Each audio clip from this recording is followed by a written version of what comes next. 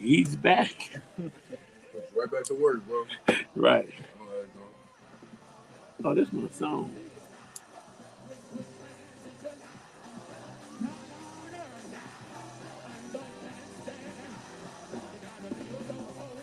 You got 1 minute. You got one You can minute. bring them in. So we can... I've been different without you, man. I know. I'm glad to be back. I've been different without you, man. We mirror her service up ahead, bro. Queen Fair. Oh, yeah.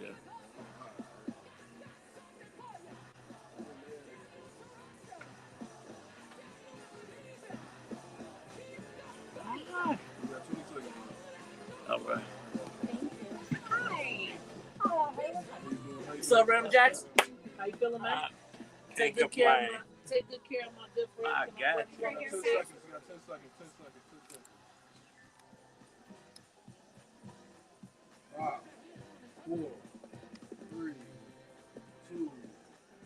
No matter what you're going through, no matter how bad it may seem, all you have to do is hold on to God's unchanging hand. He never fails. His word never returns unto him void. It's your main man, Action Jackson, and you rocking with the Brunch Bunch right here on Inspiration 1390. It is my favorite day of the week, but any day above ground is a good day to me. I got a great show for you today. We got great guests. We have Illinois State Representative for the 12th District and candidate for Illinois Comptroller, Margaret, and I'm thinking I'm going to say this right, Croak. Yeah, you got it. Yeah. We got Margaret Croak joining us live when we get back. Then we got community chatter with Winona Redmond of Win-Win Communications. As Charmaine from Uncle Remus always says, call your friends and your frenemies and tell them to tune in to the Brunch Bunch right here on Inspiration 1390. It's your main man, Action Jackson, and let me... You got it. got it all. Nice to meet you officially again. I'm like, wait, I know it's croak, but I just want to make sure. It's always like, do I tell you it rhymes with broke? That's the... Well, we need you to be in the comptroller's office so we can get our money on time and effective, efficient. This is exciting. This is my second day back. I've been off the radio for almost 3 months now. Yeah, so I'm getting back into the swing of things. Yeah. But I'm like, I gotta sure it's be like riding here. a bike. Yeah, you know. Yeah. And then I got nervous because we got a radio veteran in the building. You know, I gotta make sure. I'm being touched by this. I'm like, I gotta make sure I'm on my P's and Q's. We got Maze Jackson in the building. I think my hardest interview was in a conference room just with him, but no one was recording. And Maze, is it okay if I shout you out? Yeah, you can. Okay. Focus on it. I know, but you don't gotta shout out who brought the great guests. You got 3 minutes. How much time do you want? That's I like this guy. You know, it's good. All right, this is gonna be fun. How many people in this race? Only one. Oh, right. The only one that matters, Only right? one that mattered to us, right?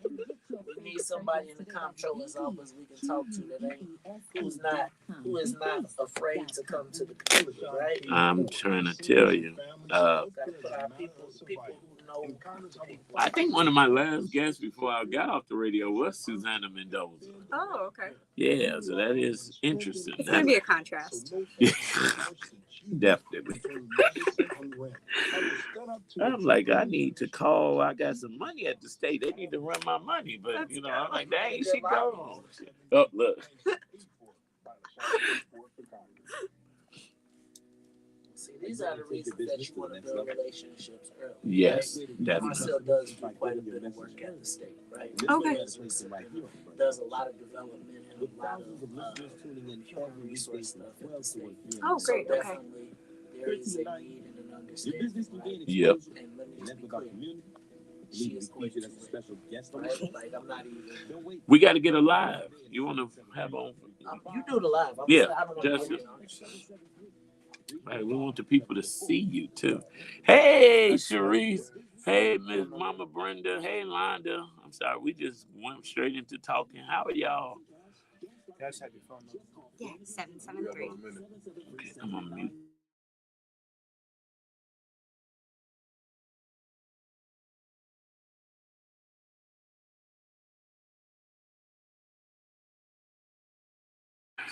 I That's said, pre-workout. right. That's pre-gym. I'm like, this is. I looked at this yesterday. I'm like, yeah, that ain't even me no more. I was like, who is that shit? That's your that's your professor, what's the nutty professor? Yeah. All right. What's going on? Sorry.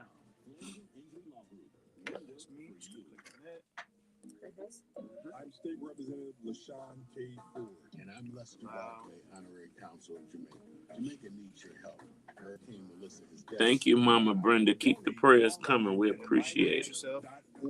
That's MIJAC.org or drop supplies. You ready, Marcel? About 10 seconds. I'm like Freddie. I stay ready.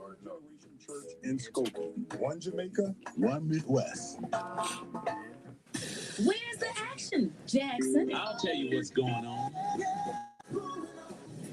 So what's going on is it is election season here in the city of Chicago, Cook County, and in the state. And you know what? I am so excited to have joining us today, Margaret Croak, Illinois State Representative for the 12th District and a candidate for Illinois Comptroller. With more than a decade of experience in public service, Margaret has worked across state and local government, chaired key financial committees, and helped pass budgets that reflect Illinois' value. Today, she's here to share why she's running, what the comptroller's role means for everyday families, and why this office is so important to our communities as we head into the March 17th Democratic primary. Let's give a warm brunch. Welcome to Margaret Crow. Thank you. Welcome. I'm so excited to be here. I am excited to have you, and we're going to jump right in. Margaret, for listeners just getting to know you, who are you and what inspired you to run for Illinois Comptroller? Yeah, so I'm a state rep right now. I've been a state representative on Chicago's North Side for about 5 years. What inspired me to run? I've got 3 kids who are 6, 3, and 2. And my mission every single time that I have tried to pass legislation or read a budget is to make sure that I'm giving them and every single child in the state the opportunities that they deserve. And it can be difficult, but like you need to have that mission in your heart. I feel like that guiding star to get public service done. I just want to help. That's good. That's good. So many people hear the title but don't fully understand it.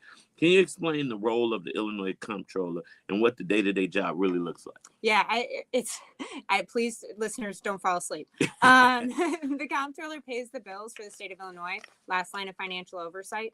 It is an administrative office. We need to make sure that we keep the lights on for our small businesses, for our nonprofits, because when that office breaks down, state government breaks down. But a lot of people, to your point, don't really know what the comptroller's office is about. Yeah, and so that's why I'm glad you're here. Shout out to my cousin from another mother, brother, father, Mays Jackson, for bringing you, because we here on the Brunch Bunch want to enlighten and educate our listeners about who they should be electing, because sometimes with offices like this, you don't know what the job does, so you just go blindly vote. And then we're screwed at the end of the day because we got the wrong person in office. But you spent over a decade in public service and currently serve in the General Assembly. What experience and qualifications do you bring that prepare you for this role? I'll tell you part of my why. When I got started in Cook County, I was answering phones for constituents. And it's not always the best place for someone who has all these big ideas, but you quickly get addicted to that feeling you get when you're able to problem solve for someone and you make their day a little better, their week a little better. And I've been like chasing that ever since with every role I've had. But so that's kind of the mission. But with experience, I was deputy chief staff over the Department of Commerce and Economic Opportunity for 2 years, an office that is about 400 employees, which is 150 more than the comptrollers. We also inherited it after Ronner, so it was completely decimated. You want to talk about transformation? Create an entire new grants department. And now I chair financial institutions, so I become the foremost authority in depositories, payment processing, and financial technology, a lot of which overlaps with the duties of the comptroller. Wow, that is amazing. And for those of us who do work with the government and understand DCEO, where some of my funds have come from, but then I have to wait on the comptroller's office to release the funds. But if you don't have a comptroller that understands the entire process, the whole thing, it makes it so much harder to get the work done and the development that we need done in our community, because we're waiting on a check. Well, and I think you probably spend so much of your time trying to get those dollars loose, right? Find out where they are, where do they exist, and that takes so much time as well. Yeah. So I've heard you've said that budgets are moral documents. business. Mhm. How would you use the comptroller's office to ensure state dollars reflect the values of Illinois residents, especially West Siders on Chicago? I grew up in Oak Park, and I know that doesn't make me totally a West Sider, but You I try to almost get a there, little yeah. bit of cred for that. But no, I would say that every dollar we spend out of the comptroller's office is a reflection of what we value and what we believe in.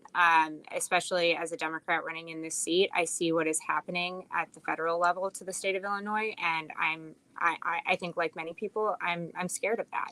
But we have to be proactive, and the way we can be proactive is in the comptroller's office to make sure that our small businesses or small nonprofits that do so much work in either the Black community or the South Side, underserved communities, that they are taken care of and that they are able to get their dollars on time and not wait 90 days, because we know that they're not going to be able to get the capital to be able to float. Yeah. We can't allow for a Ronner-like situation where our social service safety net completely collapses. Yeah.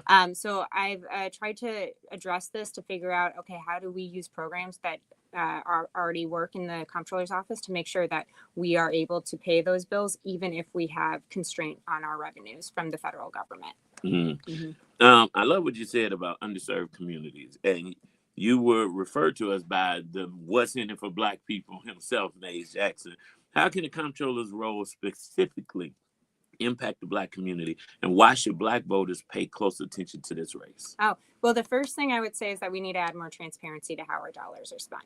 One of the big programs I want to implement is that when your money, a grant goes to DCEO and you're wondering where does that exist, who received those dollars, I can tell you where they went and also the breakdown of how those dollars went, because I think that we have an issue when it comes to reporting our BEP requirements or minority-owned business requirements, and we need to actually lead on that and have a lot more transparency to know that small businesses, especially in the Black community, want to do work with the state of Illinois. So that's one component. But the other is, we need to make sure we're funding education, that we're funding healthcare, that we're funding the smaller nonprofits. And we've seen that the Black community tends to be the leaders when it comes to the smaller nonprofits, but they have this outsized impact within their communities. So those bills are always going to have to go first. Yeah.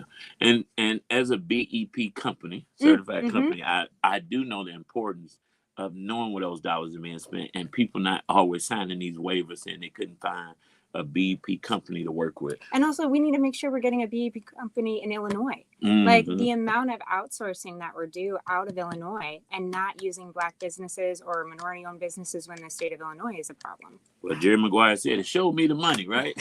You're gonna show us that money transparently when you're elected for this position. So you mentioned that you're also a mom, a full-time mom. How do you balance family life with public service, and what perspective does that bring to your leadership? I mean, selfishly, I want to make sure I'm leaving this state a place where when I'm 70 years old, I've got my 3 kids around me to take care of me. Yeah. So that's one component. I mean, I want to make sure that I'm doing everything I possibly can in the state of Illinois to give them the opportunities and other kids the opportunities that they truly do deserve, especially in such a chaotic time right now. But I would say, give something to a busy mom if you want to get it done. You better believe it. That is the truth.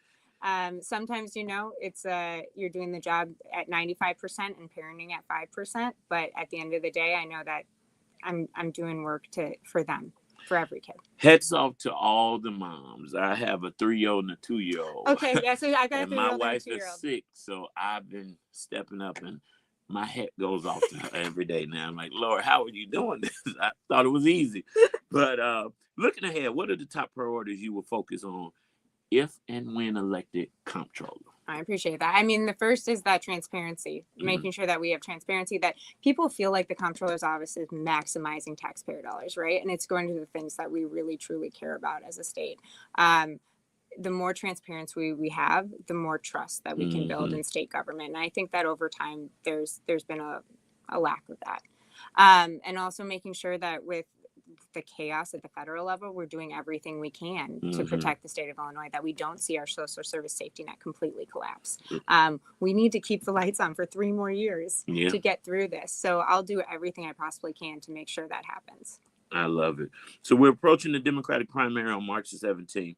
What do voters need to know between now and election day, and why should they vote for you?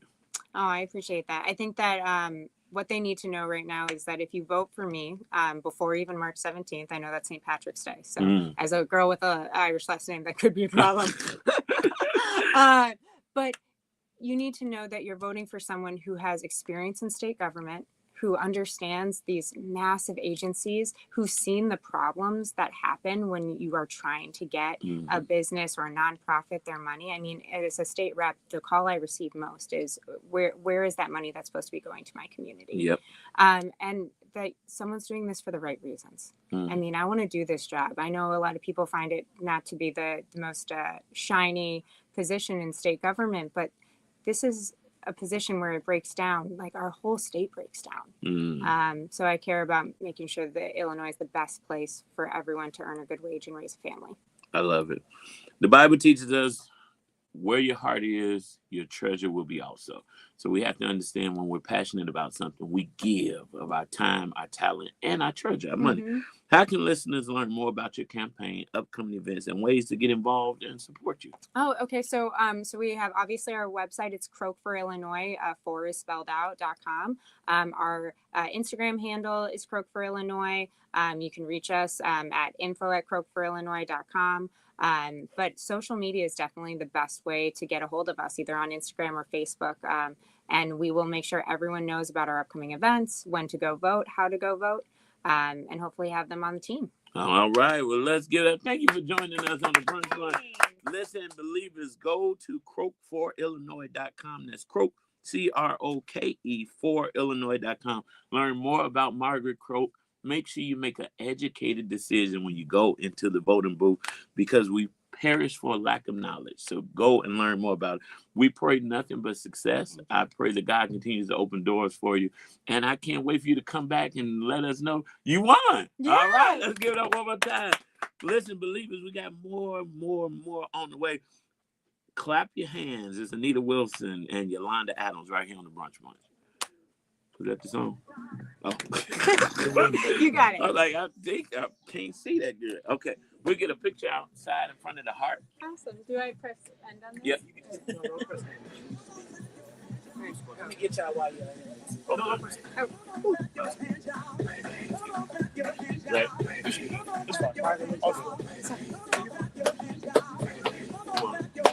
Y'all stay right With Big Martell in the background. just a skinny picture. Yes.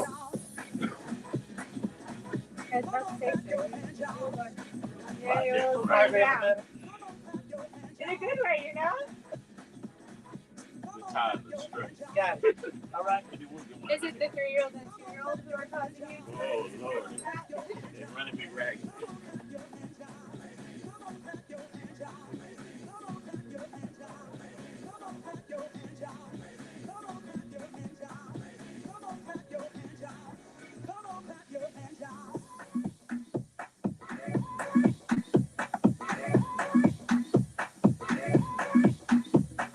Hey, that's the hey.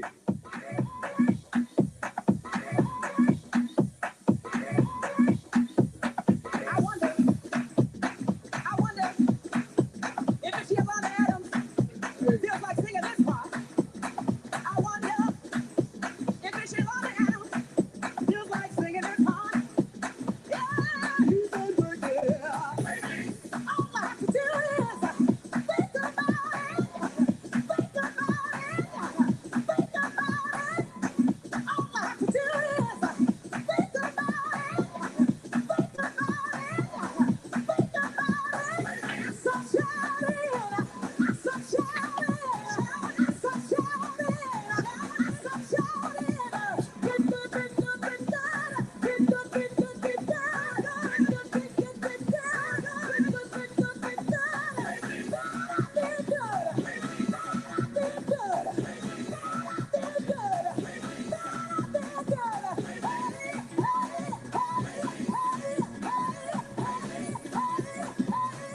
Come on, clap your hands, y'all. Come on, clap your hands, y'all. Come on, clap your hands, y'all.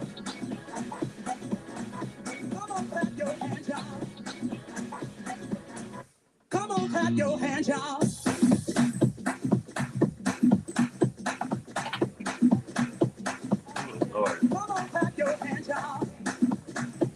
coffee got me. Yeah.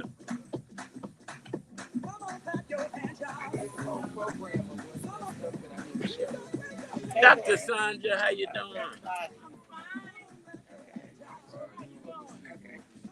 Myself back in the house. Yeah. Hey, Dr. Sandra. I'm trying to tie my shoe up. How you feeling, Doc? Hey, Doc.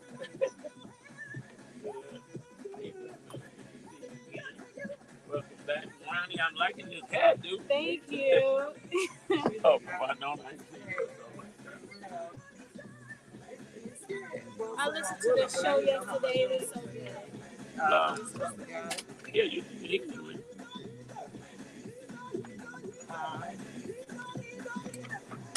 He said David can come in. Do you want David to come in, Marcel? He's here. Brother, you see it. You want your friend to come in? He can come in.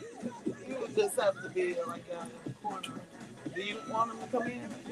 Let's do Black History real quick. Where is that, Justin?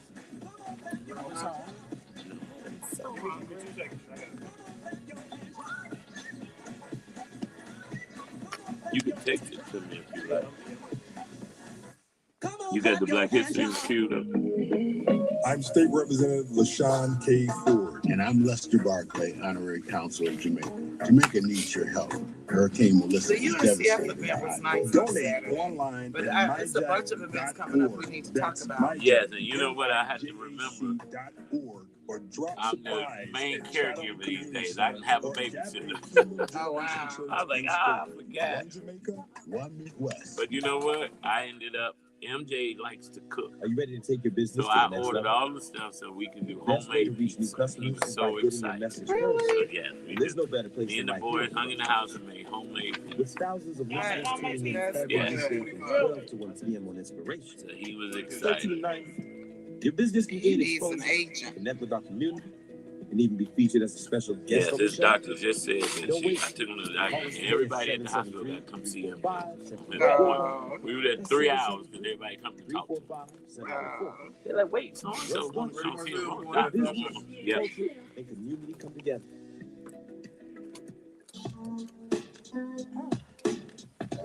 Uh-oh. Flaming, yeah.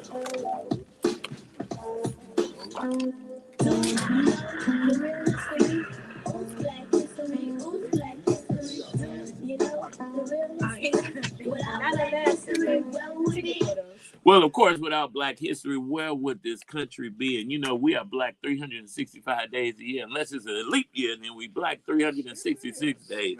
On today's Black History Fact, February 3rd, 1870, the 15th Amendment to the U.S. Constitution was ratified, officially prohibiting the denial of the right to vote based on race, color, or previous condition of servitude. This landmark amendment was a major, though often resisted, Reconstruction era step toward voting rights for Black men. So that is your Black History Fact of the day.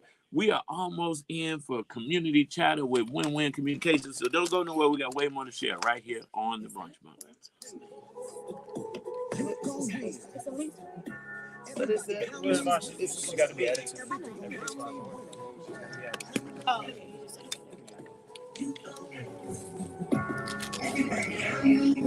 Y'all got y'all ready to get your phones off? Because I don't have mine off. I got to turn it off. Everything's looking like I'm gonna lose. This is another winning song for you, why don't you? Yeah. That's a different one, ain't it? Yeah. No, that's good. We just bring her in. About 20 seconds.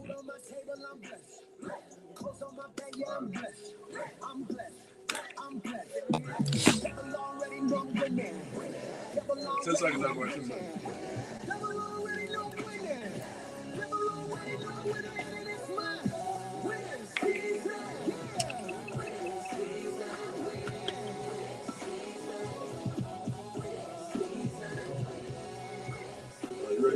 Yeah.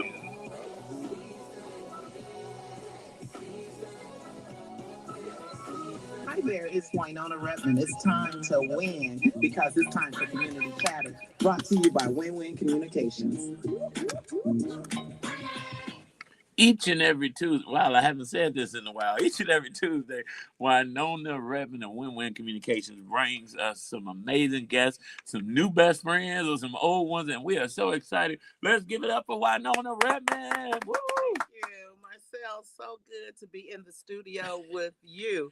And 2026 is just running away. Running. But I started kicking off 2026 celebrating. If the Lord says the same, I turn 60 on June 4th. Wow. So I already kicked it off with Congressman Jonathan Jackson at his 60th because we were Dolphins together. Him, Oh, wow. Santita Jackson, and I, and Michelle Obama, we were all Dolphins at Whitney Young. So I've already been to 2 60th birthday parties. And Sharon Troop and her twin sister had their 60th. Oh, so I this missed is it. Yeah. 2026 is a big year for 60. And I'm excited about Black History Month. February is, of course, Go Red for Heart Month. February is Black History Month.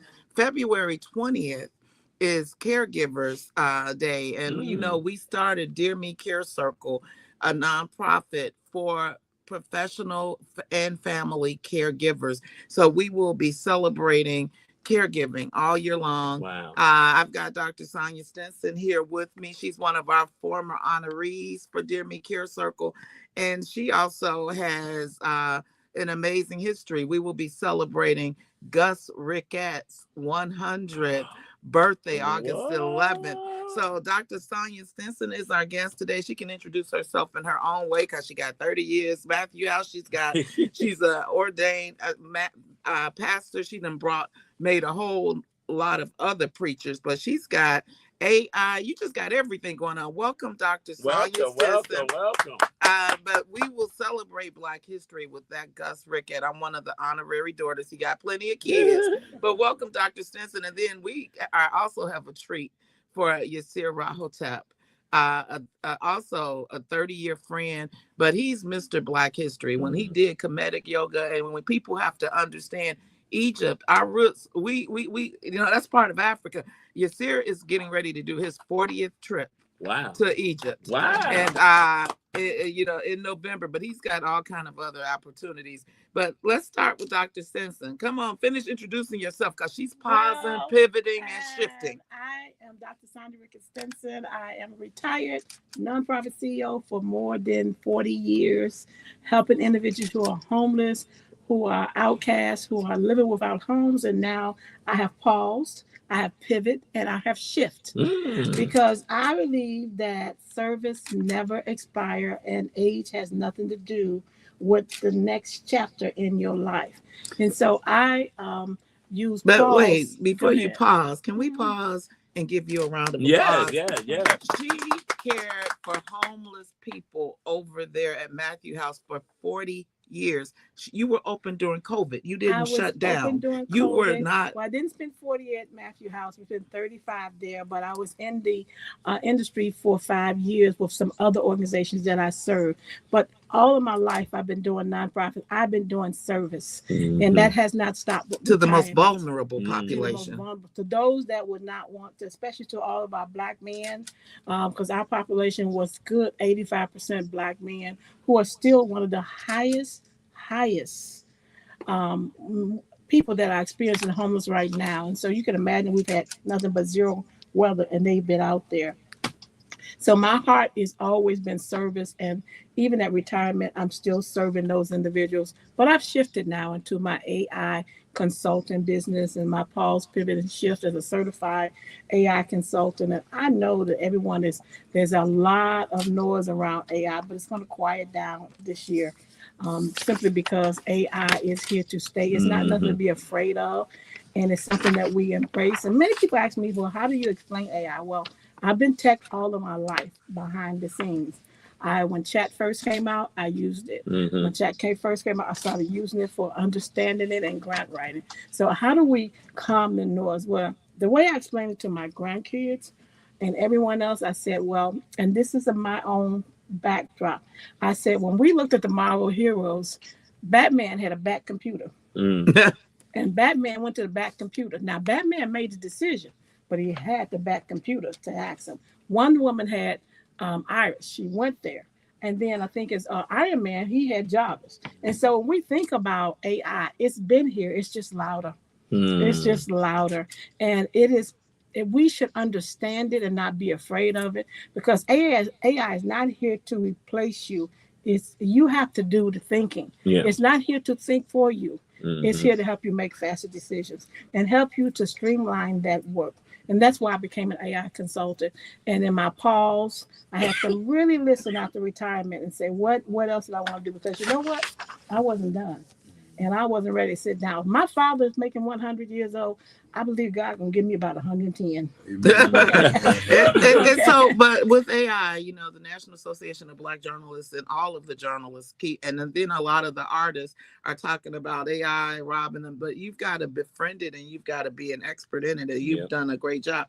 And I know we run out of time a lot, but people will be able to come to you and get instruction classes. Yeah, we start our classes in March. Well, actually in April, we're structuring some classes. And I'm focusing on individuals over 50 because I believe that we are the generation that have the experience. And the generation that's coming after us or before us, then we have to bring the wisdom to AI. And so our experience has to be the wisdom. Everything we've learned about ourselves, we have to balance that with what AI is bringing to this world. Okay, and then you're gonna tell us about this event you have coming up. Oh, yeah. And so how will people find you, Dr. Sonia? Well, you can find me. I'm on all the social media outlets at Dr. Sonia, or you can find me at drsonia.com. And Sonia is SANJA. So Dr.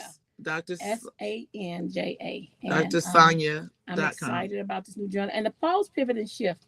It's all about my pause, my pivot, and my shift. I had to get quiet. I had to pivot, and now I'm in the shift. And then you have an event called Pivot, Pause, and Shift. Pause, Pivot, and Shift. It's on March 21st, 2026 at the Holiday Inn, Oak Brook. And we have seats open right now. And I thank Winona. She has scholarships. She's sponsoring so many women to come because this is a change. And listen, this is Black History Month. Okay. We have shaped Black history. And we need to continue to shape it in the way that we want our children and our children's children. The Bible is very clear that we are to leave an inheritance for our children and our children's children. And if the AI is here, we need to understand it so that our children don't misuse it. And we understand it.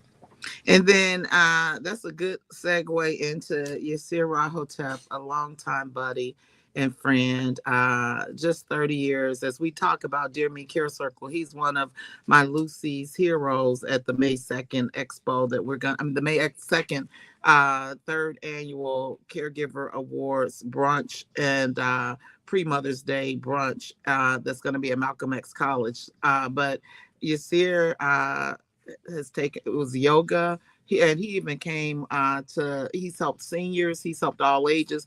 You have helped with DCFS. You've helped with young men. You even had the residence for the young men, but you had numerous years helping the population with DCFS. And then you opened the Bronzeville Yoga Studio. You've traveled all over the world certifying people in yoga. But welcome, I almost want to say Dr. Yasir Rahotep, but welcome, and tell us, you can introduce yourself in your own way. You had a milestone birthday, but you've had decades of African-American history and yoga. Tell us, do your own introduction. Well, I think all of my birthdays are milestones now.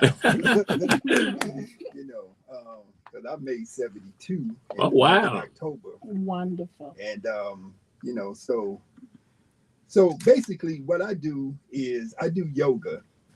And it's called Kemetic yoga, which comes from ancient Egypt. So the original name for the country that we now call Egypt was Kemet.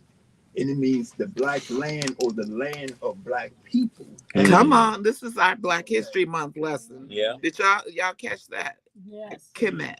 And Okay. I've done 40 trips to Egypt. Wow. To Kemet, taking people on tours. And so we take people on tours.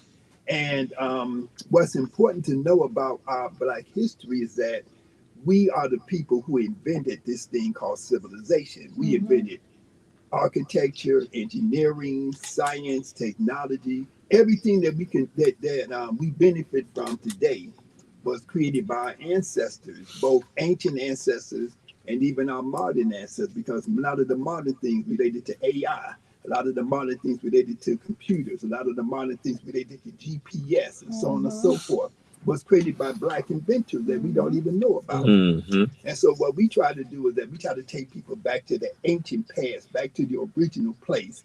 When I was in 6th grade going to Holy Angel School in Chicago on the South Side, we had a geography book, and the geography book had a map of Africa. And when the part where it says Egypt, it was an empty space. They made a blank space, and they cut the country of Egypt out and put it up in the corner of the page and put Middle East under it, because they were trying to separate Egypt from Africa, because they know that Egypt is the origin of all civilization, of Western civilization. The Greeks, the Romans, and all these people who are attributed to making philosophy and science and so on and so forth, everything that they knew and that they learned came from ancient Egypt. Oh, wow. And so they wanted to separate that out from Africa, because they don't want African people or even white people either to even know what the true history is. And so when we take our tour, we take our African-centered tour of ancient Egypt. It's a spiritual tour, it's a historical tour, it's a cultural tour. And so we go back and we visit the pyramids. We can see where the tombs of the people who actually built the pyramids are located there, right? So then aliens didn't come and do it. There no people from another place come and do it. It was done by African people. When we look at the walls of the temples, when we look at the walls of the tombs, we can see images of people who look exactly like us. They got dark skin, they got nappy hair, they wearing braids like my sister here is wearing. Wow. They're wearing dreadlocks and everything. So I need to get my hair braided before I go to Egypt with you. But so you have a trip coming up, but but talk about. I'm just so impressed that you have done Kemetic yoga, and for how many years? I've been doing Kemetic yoga for about 50 years, a little bit more, but about 50 years. Yeah. And so when everybody talks about yoga, but Yasir always introduced that this is we started this. Yeah. And and then you have been certifying. You've got like a tribe now of many. How many people have you certified? We have trained and certified over 20,000 people around the globe. Wow. Kemetic yoga instructors. And so Kemetic yoga is we probably have the largest school for certification and training that's owned and operated by Black people on the planet. That's what I think. And how do people find you? Because you have the training and you travel all over with trips to Jamaica, training and certifying people. How do people find you? Well, I'm on all the social media. If you just look for Kemetic Yoga, KEMETIC, Kemetic Yoga. I'm on. I have a website called KemeticYogaSkills.com, and you can find all of our African-centered spiritual tours that we do. Our tour to Egypt is not a yoga retreat, and it is not a yoga training. You don't have to do yoga unless you just want to. But the main focus of those tours is traveling to Egypt and seeing the origin. You can see the origin of civilization. You can see the origin of Christianity. So we can see our ancient roots. Where did Christianity come from? We may even go to where the place in Cairo, in present day Cairo, where Jesus and Mary went to hide out away from, what was the guy named Herod or something like that? Yeah. So they actually have preserved a little, it's like it was a cave, and they actually have preserved that in Cairo. You can go see there. This is exciting. So your next tour to Egypt is going to be when? Tell us the dates and the stops so people can go sign up. It's going to be November 24th until December 5th. Okay. And we leave out of New York. We got a direct flight from New York to Cairo. So you don't have to, you can go straight from New York to Egypt. You ain't got to stop. How many hours is that? It's about a 10-hour flight, but it's a very short flight. That's why we go to New York first, because that's the shortest time and that's the only direct flight you can get. from the United States. And that was not too bad. Mhm. Overnight, go to Because sleep. you hear people going to Africa 17 hours and you hear all these layovers. So tell us about the other trips because you have like a packed agenda of travel this year. Yeah. Well, one of our other big trips that we just started doing a couple of years ago is to Brazil. We traveled to Salvador, Brazil. We traveled to Bahia, and Bahia. You're real smiling. He ready to go on that trip. Okay, and I know there's a Black African some kind of connection there. What's the connection there? Well, Brazil has the largest Black population outside of Africa. There's 100 million people of African descent that live in Brazil. Wow. And so they had a 200-year start in taking Africans from Africa to Brazil before they got. That's why we only got 40 million in the U.S., but 100 million in Brazil, right? And so and when you say taken, were they stolen and enslaved? I'm talking about enslaved. Okay. Right? But they have preserved the culture of Africa very strongly in Brazil. So you got capoeira, which is African martial arts. You got candomblé, which is their version of African religion. You have I don't want to say salsa. It's not salsa. The dance that they do in Brazil. They do dance and they do African dance, African drumming, the music, the food. I knew there was an African connection. Yeah, that is interesting to know. I didn't know that. So that's a great Black history fact. Brazil is when? Brazil is October 16th to October 26th, and that dovetails with my birthday, which is October 17th. Okay, so that's a birthday trip. Okay, and then you do yoga certification trips all year long in Jamaica. It's like a second home for you, right? Well, yeah, Jamaica is actually the home of my father and my grandparents. That's where my father was born there. Oh, wow. You know, so I'm half Jamaican. I call myself a Tex-Macan because my mother's from Texas, my father's from Jamaica. Okay. But we do teacher training. Now these are retreats for people who want to become kinetic yoga teachers. We do those in Jamaica twice a year. Once in July, which we just we didn't just that was January. Once in January, which we just finished, and once in July, which is coming up.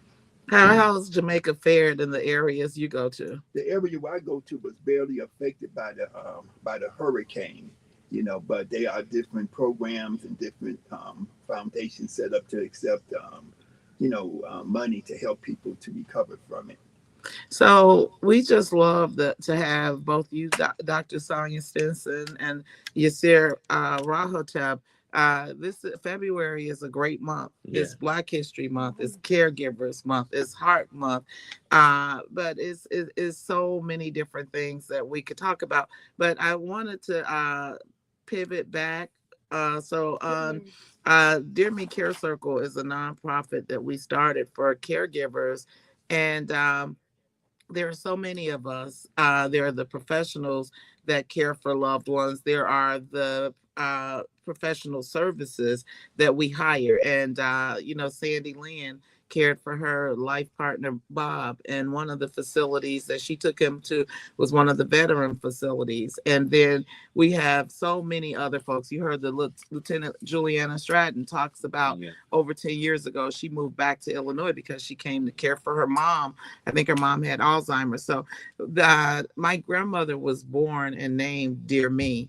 It's going to be our Pitts family reunion this year. And in Chicago during Juneteenth Father Day weekend, but her parents, Offie and Lily Pitts, named her Dear Me when she was born. When she turned 18, she changed her name to Ruby.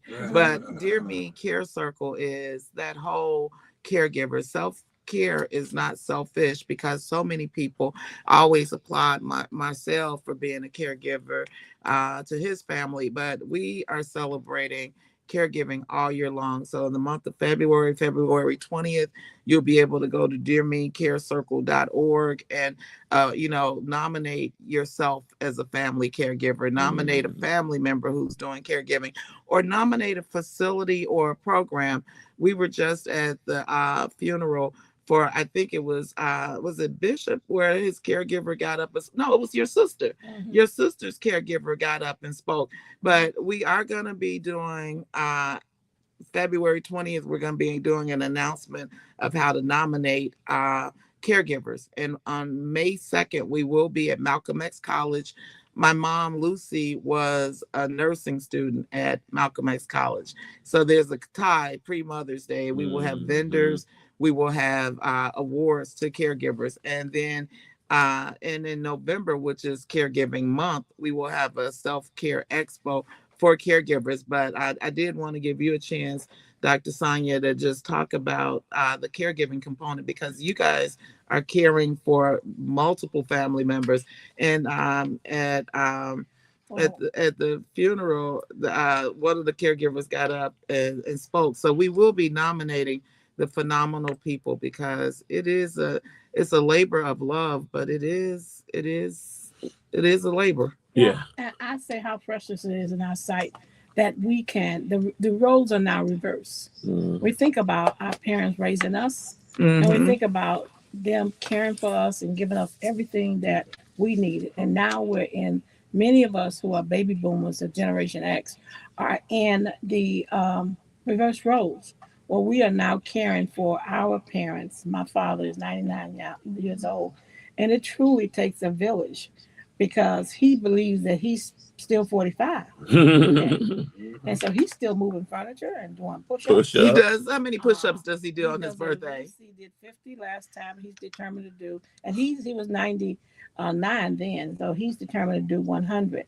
But we are caring for him as a family, as a sister. And it takes all of us, because we don't want to put him away. I think the worst thing that we can do is put him in a home that they know nobody. Their minds stay active. I think my father's mind stay active by us allowing him to do what he does, even though sometimes it's really difficult. It's difficult. If he could drive, if we didn't take the keys, now we didn't take the keys till he was 97, 98, and he literally had a fit, because that is that freedom. And so if you are a caregiver, you have to think of it as in the reverse role, that you are giving them their freedom, and you're keeping them alive as long as possible, and you're trying to make their life as comfortable as possible in whatever time that they have left, because we don't know the day nor the hour. The doctors can predict exactly. Now my nursing hat is coming on.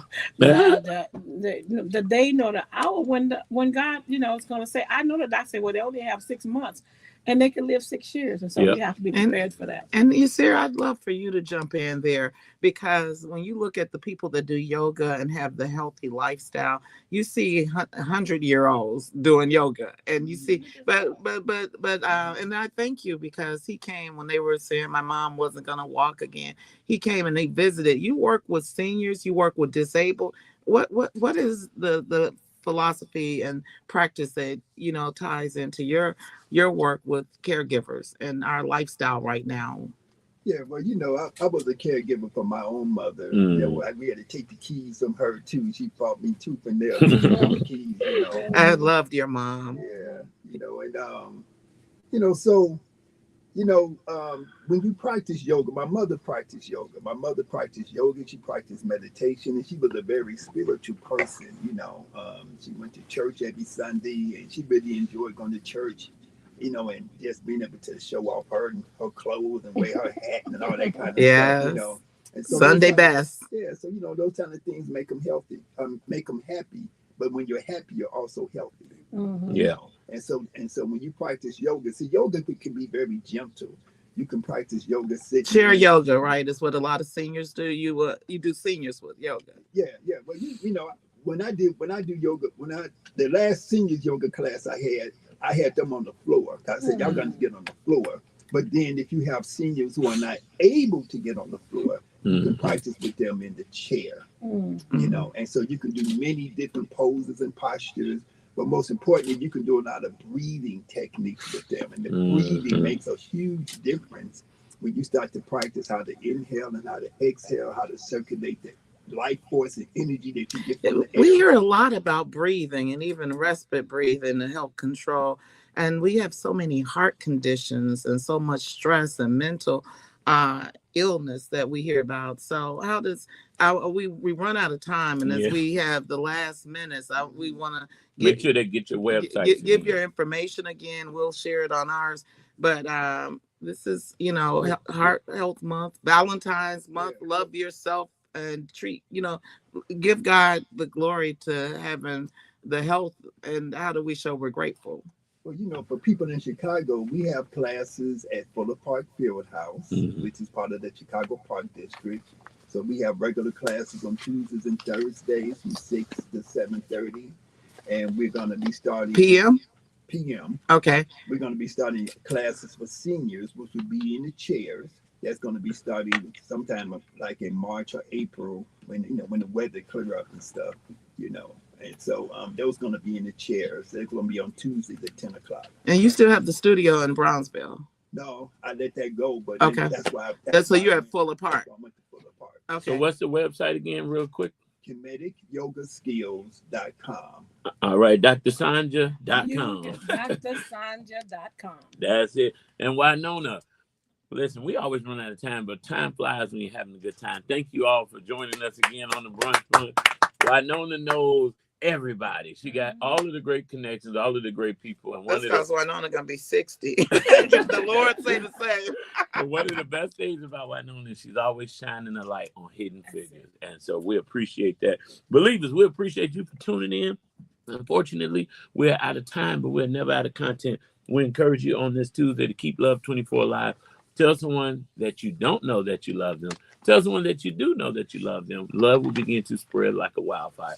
Tamara Fair, who's not on the air, I love you. Winona, I love you. We love you. Believers, we love you. And Baby Eminem, we love you Baby too. Eminem, I got Rochelle Simpson, 65. I got Josh Simpson, 30. All of my milestone birthdays. Dr. L. Wanda Butler turned 50. So I got a bunch of milestone birthdays. Bunch of birthdays. But listen, believe we love you to all. all of you February birthdays, happy birthday. We love you. We get it done Monday through Friday, 12 to 1, right here on the Brunch Bunch on Inspiration 1390. Woo, we made it. It's been for a while.